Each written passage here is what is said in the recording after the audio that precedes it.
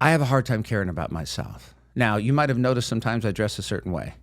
I dress very comfortable. Somebody mentioned that to me the other day, and I do it because it is comfortable. Now, I know I take care of myself. At 62, I look the way I look, and I take care of myself very well. But I also do it for me. I don't do it for somebody else. And at times, it's very insecure for me to make comments. Sometimes to people, they'll say, well, that's an insecurity. I'm like, well, okay, I got my insecurities. I still do. We all do. I'm no different than anybody else. I had a conversation with a football player, NFL player, about a week ago, and he was telling me all his insecurities. And he asked me at the end, he goes, do you think that I'm less of a man? I said, no, you're more of a man. He was in a relationship, and the girl told him that that's not a manly thing to do, is talk about his problems. I said, well, here's two options. If you stay with her, you deserve what you get. If you lay boundaries with her, because who knows what her upbringing is, who knows what she's used to, you might have an opportunity. But the reality is we need to be responsible. I need to be responsible. If anybody's out there and you're thinking of something such as suicide, or you're thinking of a way to end your life, and you're thinking that the world is over, I'm just being honest, it could be.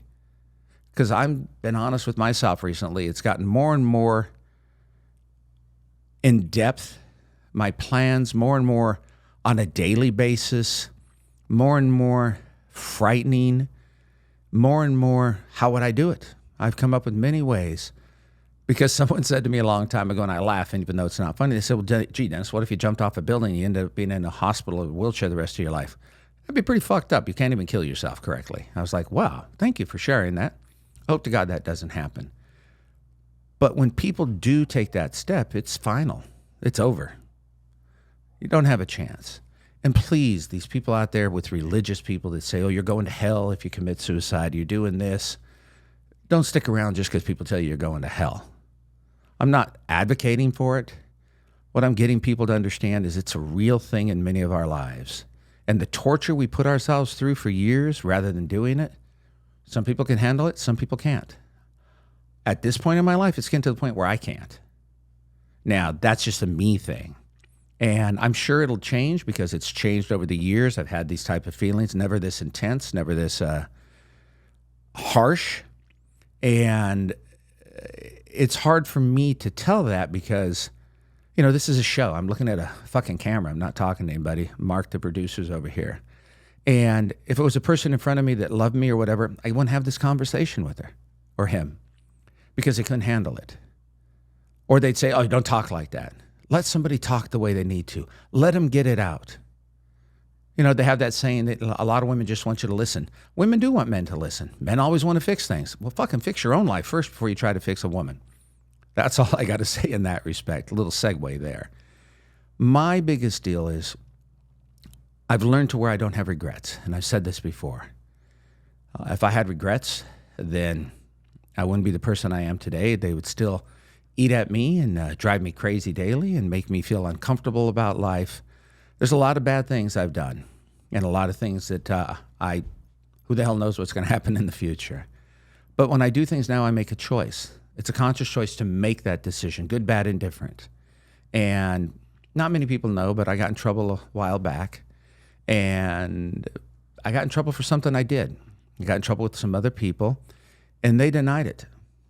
The day that the people came to me and talked to me, I said, yeah, I did it. I'm never going to lie about something like that. If COVID had been around, I'd been sitting in a federal prison. And the thought of that just killed me. I had to go back and do a DNA test and fingerprints at this place. And I walked into this prison to do it. And it was the most horrifying, literally, moment of my life when that door closed because the guard that was in there said, you can't get out. Now, he knew I was going to leave, and so did I, because I'm pretty sure if they told me I wasn't going to leave, I wouldn't have gone. But just kidding. But it's just kind of like, wow, how many more opportunities can you get? How many things can you do that are wrong? How many things can you do that are hurting other people? And many times we can't change. Many times we are just sick and we're wired differently. You know, many times we have brilliant minds towards a lot of things that are bad. Many times we make everybody's life great, but then we go home and ours is a fucking mess. Mine's pretty much like that a lot. But the good thing is my mess has gotten cleaner. And I just needed to be honest with myself and honest with people watching this show. Hopefully this makes a difference and makes you think. There's no answers. I'm always amazed when a therapist tells me there's an answer. Really? Mother of Jesus. The only answer I know is, what God would give as an answer. And, sometimes I don't even know if he's here. And that's a reality. I think many of us, when you do things, you're in relationships for the wrong reasons, you're in work for the wrong reasons, you stay in religion for the wrong reasons, you do everything for the wrong fucking reason. What's the purpose? It's always about somebody else. And the whole thing is, I'm wrapping around this, is when you're in a position to think that the world doesn't love you or somebody else doesn't love you, always remember there is somebody.